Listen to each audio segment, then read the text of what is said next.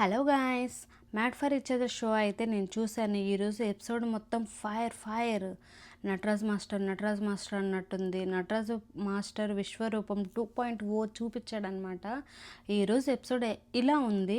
So ఎందుకు విశ్వరూపం చూపించాడు, అతనికి ఎందుకు అంత కోపం వచ్చిందో వీడియోలోకి వెళ్ళి తెలుసుకుందాం. వీడియోలు మీకు కావాలి అనుకుంటే నా ఛానల్ని సబ్స్క్రైబ్ చేయండి, అలాగే నా యూట్యూబ్ని సపోర్ట్ చేయండి.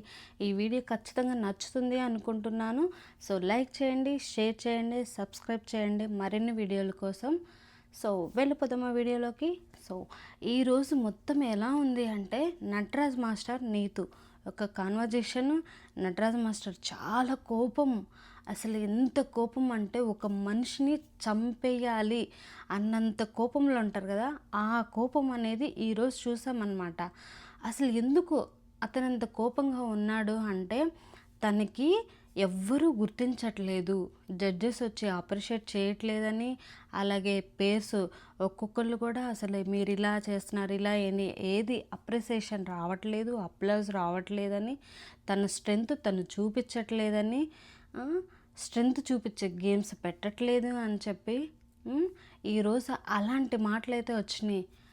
ఇంకో నాకైతే ఫుల్ నవ్వొచ్చింది. ఏంటంటే, అంత హీటెడ్ ఆర్గ్యుమెంట్లో కామాఖ్యమ్మ దేవి 100 రోజులు దీక్ష చేస్తాను, తర్వాత భస్మం అనగానే నాకైతే ఫుల్ నవ్వొచ్చేసింది.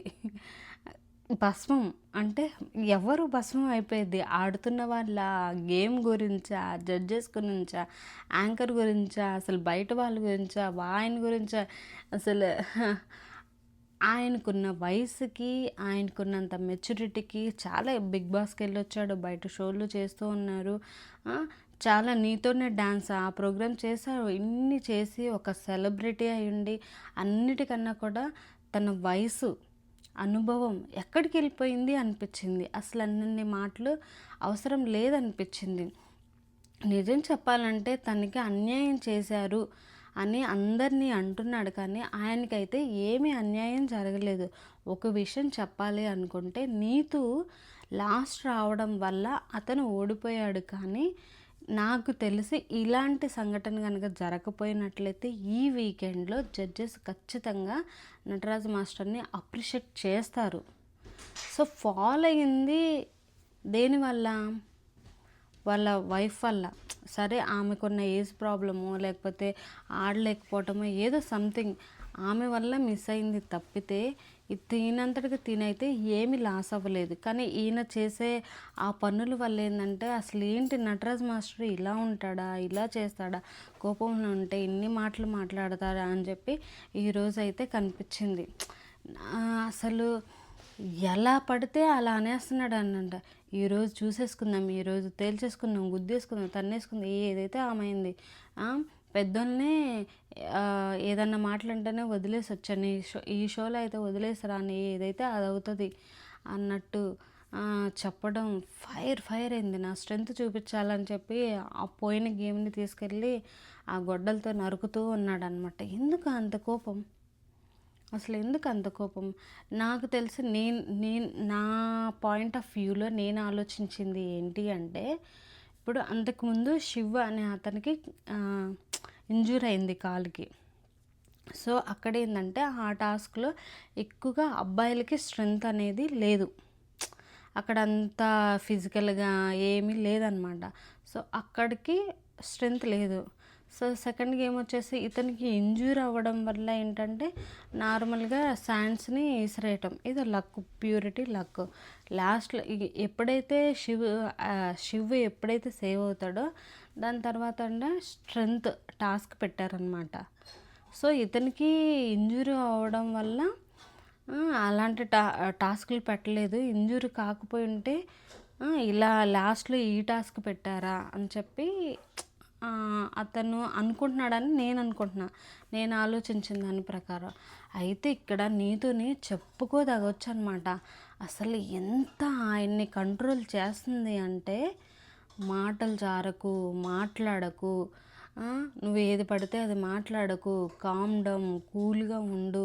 పర్వాలేదు మనకి ఒక ఛాన్స్ దొరికిద్దేమో అని చెప్పి ఎంత నీట్‌గా చెప్పిందో, ఎంత పేషెన్సీగా ఉంది అంటే నాకైతే నీతుని చూస్తే అయ్యో పాపం అనిపించింది. నిజంగా రియల్లీ చాలా చాలా గ్రేట్. అతను ఎంత కోపంలో ఉన్నా ఈమె చాలా కంట్రోల్ చేయడానికి ట్రై చేసిందనమాట.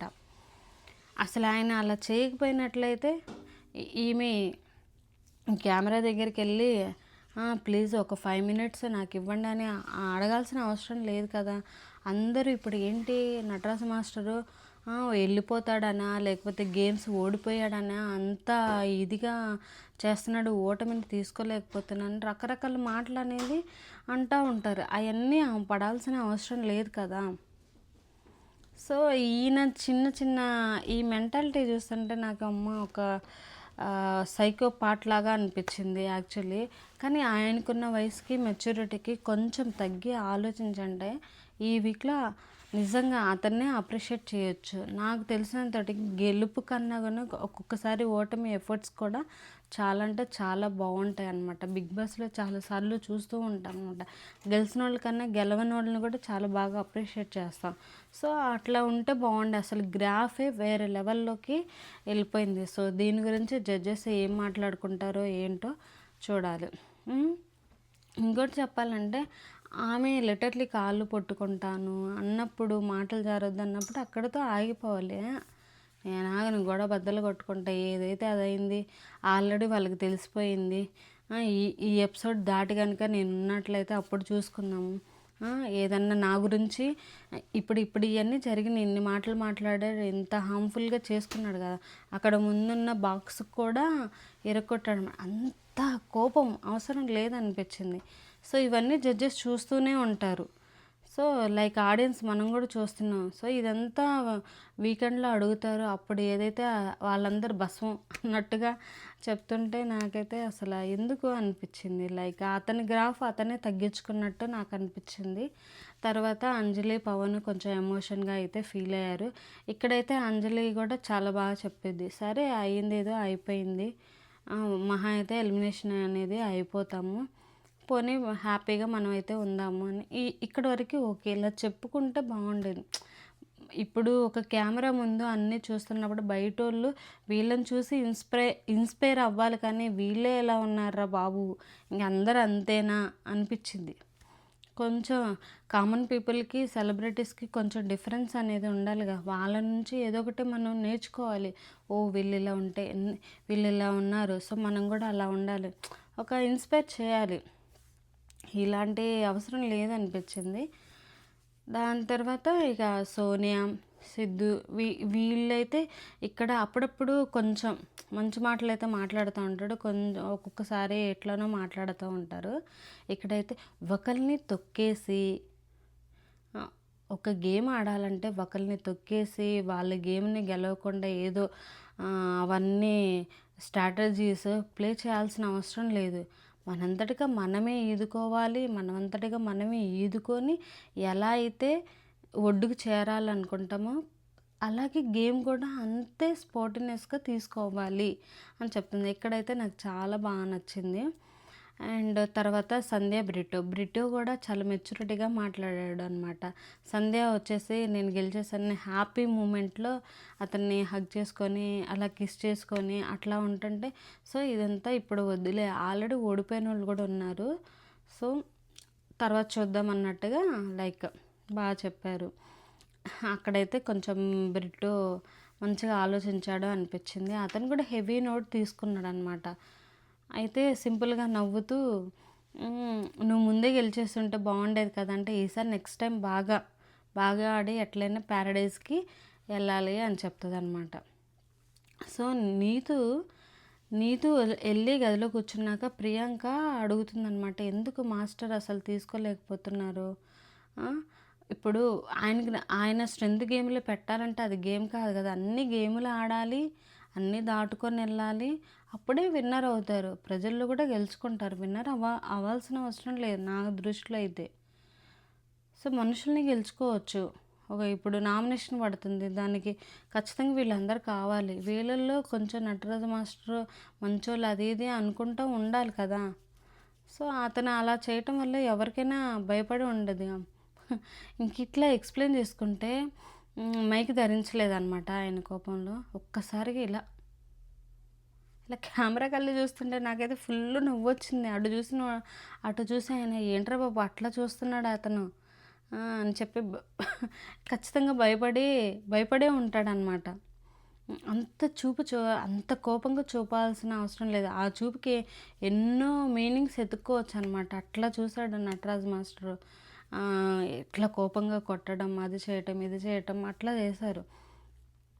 ఇక్కడ ఏంటంటే ఆమె అయితే రాలేకపోయింది. బట్ ఇక్కడున్న తోటి కంటెస్టెంట్స్ నాకు తెలిసి వాళ్ళని దాటుకొని కొంతమంది అయితే వస్తున్నారు. సో, వాళ్ళందరూ అబ్బాయిలు వచ్చేసి నాకు తెలిసి కొంచెం కోపం కంట్రోల్ అవ్వాలంటే హగ్ చేసుకొని అదన్నా చేస్తే బాగుండేదేమో. బట్ అట్లా ఎవ్వరు చేయలేదు. ఆయన కోపం పెరిగిపోయిందనమాట. ఇలా సాగుతూ ఉంది. ఇంకా ఆమె ఎట్లా కొట్ట నచ్చజెప్పి ఇంకేం మాట్లాడొద్దు వదిలేయంటే నేను మాట్లాడను అన్నాడు.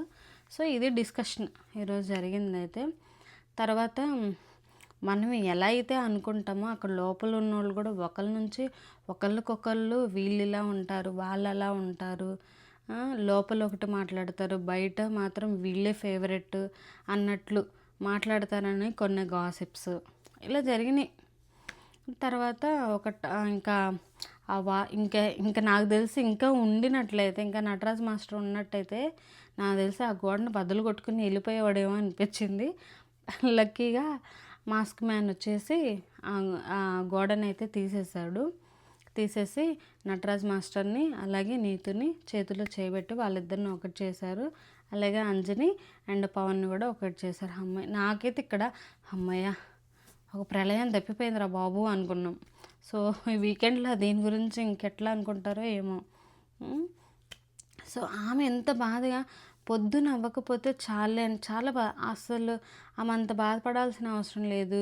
ఆమెకు వచ్చి నటరాజ్ మాస్టర్ ఇలా ఉండకూడదు, ఇలా ఎందుకున్నాడు అని చెప్పి ఇన్ని అవసరం లేదనిపించింది ఆయన చేసే ఒక్కదానికి. అసలు ఆయన సైలెంట్గా వెళ్ళిపోయి తర్వాత తన సత్తా ఏదో తను చూపించినట్లయితే బాగుండేది. అతనే వేలాడదీసి నుంచుంటాను, ఒంటి కాళ్ళ మీద ఆడేస్తాను, ఏవో డైలాగులు అనిపించినాయి నాకైతే. సో, ఆయన అట్లా ఉంది. కానీ ఇక్కడ ఇంకా కొద్దిసేపు అప్పడాల గురించి అన్నం గురించి మాట్లాడుకుంటారు. ఇక లవ్ గురు అయితే ఒకళ్ళ గురించి ఒకళ్ళు ఒపీనియన్ అయితే చెప్పుకోమంటారనమాట. సో, ముందు స్లేట్లు ఉంటాయి, ఆల్రెడీ అక్కడ రాసి ఉంటుంది అనమాట ఒక స్టేట్మెంట్.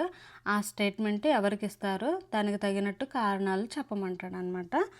ఇందులో వచ్చేసి ఫస్ట్ నటరాజు నీతి అనమాట. భాను జానులకి ఇస్తారు. మీరు పబ్లిక్లో ఒకలాగా ఉంటారు, ప్రైవేట్గా ఇంకోలా ఉంటారు. అంటే వీళ్ళు ప్రైవేట్గా ఎక్కడ చూసారో ఏంటో ఒకేలా ఉంటారు. సో, మీ దగ్గర ప్రేమ అనేది కొంచెం తక్కువగా ఉంది అందరికంటే కంపారిజన్లో అని చెప్తారనమాట. సో, ఇక్కడైతే వీళ్ళు బాగానే డిఫెండ్ అయితే చేసుకున్నారు. అండ్ గేమ్ కోసమే మీరు వచ్చారు, గేమ్ గురించి ఆలోచిస్తున్నారు అని చెప్పి ఇంకొక రెండో పాయింట్ అనేది యాడ్ చేశాడనమాట.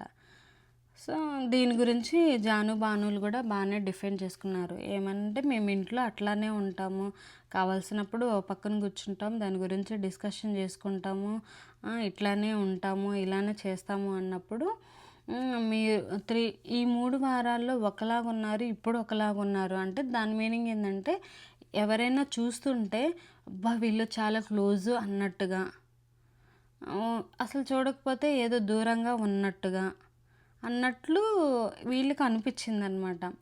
ఆ అన్నం తినేటప్పుడు ఒకళ్ళు ముందు తిని వెళ్ళిపోవటం, తర్వాత ఇంకొకళ్ళు ఆగిపోవటం, ఇలాంటి కొన్ని సిచ్యువేషన్ల ఆధారంగా ఈ నటరాజు అని నీతో అనేది ఇస్తారనమాట ఈ స్టేట్మెంట్.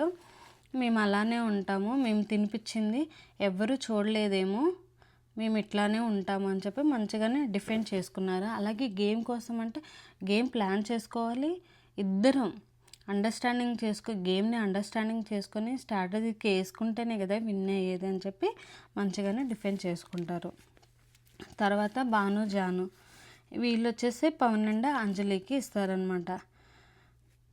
మీ రిలేషన్షిప్లో అంజలి కంటే పవను అంజలి అడ్జస్ట్ అవ్వదనమాట. పవన్ ఎక్కువగా అడ్జస్ట్ అవుతారని చెప్పి ఒక స్టేట్మెంట్ ఇస్తారనమాట. సో దీనికి కూడా వీళ్ళు బాగానే డిఫెండ్ చేసుకుంటారు. పవన్ అని ఏం చెప్తానంటే, ఇప్పుడు అంజలి కొన్ని సిచ్యువేషన్లో బాగా అర్థం చేసుకొని దీంట్లో ఇట్లా ఉంటే బాగుంటుంది, ఇలా ఉంటే బాగుండే, మంచి చెడులు అనేది చెప్తూ ఉంది. మంచి చెప్పేటప్పుడు నేను తీసుకుంటాను, అన్నీ తీసుకొని కానీ కొన్నే తీసుకుంటాను అని చెప్పి ఇతను కూడా బాగానే చెప్పాడనమాట. తర్వాత సిద్ధు సోనియా వీళ్ళు వచ్చేసి శివ్ అండ్ ప్రియాంక వాళ్ళకి ఇస్తారు. శివ్ మీరు గేమ్ అంటే మీరు ఎక్కువగా గేమ్ గురించి ఆలోచిస్తారు, గేమ్లోనే ఏం చేయాలి ఏంటి అని చెప్పి ఆలోచిస్తారు తప్పితే మీ మధ్య లవ్ బాండింగ్ అనేది కొంచెం తక్కువగా ఉంది అన్నట్టు చెప్తారు. ఇంకా దీనికి వీళ్ళు కూడా డిఫెండ్ చేసుకుంటారనమాట. గేమ్ గురించే కాదు, మా ఇద్దరి గురించి కూడా ఆలోచిస్తాము. ఎందుకంటే ఇప్పుడు నేను ఓడిపోయినా తను ఓడిపోయినట్టే, తను ఓడిపోయినా నేను ఓడిపోయినట్టుగా అని చెప్పినప్పుడు, నీకు కాలు ఇంజూర్ అయినప్పుడు ఆడకూడదు అన్నప్పుడు అక్కడ ఉండిపోవాలి, కానీ నేను ఆడతాను అనేది అది ఎక్కువ గేమ్ గురించే అనిపించింది. ఇప్పుడు మీ ఇద్దరు రిలేషన్షిప్ కంటే గేమ్ విన్ అవ్వాలి, అందరి ముందులో కనిపించాలి అనేది నాకు ఎక్కువ కనిపించిందని చెప్తుంది అనమాట సిద్ధు సోనియా. తర్వాత వాసంతి కళ్యాణ్ వీళ్ళు వచ్చేసి సంధ్య బ్రిట్టోకి ఇస్తారనమాట. మీ ఇద్దరిలో ఎక్కువగా సంధ్యాకే ఈగో ఉంటుంది, బ్రిట్టో కొంచెం సాఫ్ట్గా ఉంటారు అన్నప్పుడు ఇంకా ఆబ్వియస్లీ నాకు కూడా ఈ పాయింట్ కరెక్టే అనిపించింది. సంధ్య చూస్తే నాకు ఎట్లా అంటే, ఇప్పుడు ఎవరైనా బ్రిట్టో గురించి పాజిటివ్గా చెప్తే ఆమె తీసుకోలేదన్నమాట. కొంచెం కోపం ఎక్కువ, ఈగో ఎక్కువ, యాటిట్యూడ్ ఎక్కువగా అని నాకు అనిపించింది. నాకెందుకో ఈ పాయింట్ వాళ్ళకి కరెక్టే అనిపించింది, కానీ వాళ్ళు అలా చెప్పరు కదా, ఎవరైనా సరే చూసే వాళ్ళకి అర్థమవుతుంది. నాకైతే సంధ్య విషయంలో వాసంతి కరెక్టే చెప్పింది అని నాకు అనిపించింది. నాలాగే మీరు కూడా అనిపించుంటే ఖచ్చితంగా కామెంట్ చేయండి. ఈరోజు ఎపిసోడ్ ఇలా జరిగింది. మరిన్ని వీడియోలతో మీ ముందుకు వచ్చేస్తా. Until bye bye.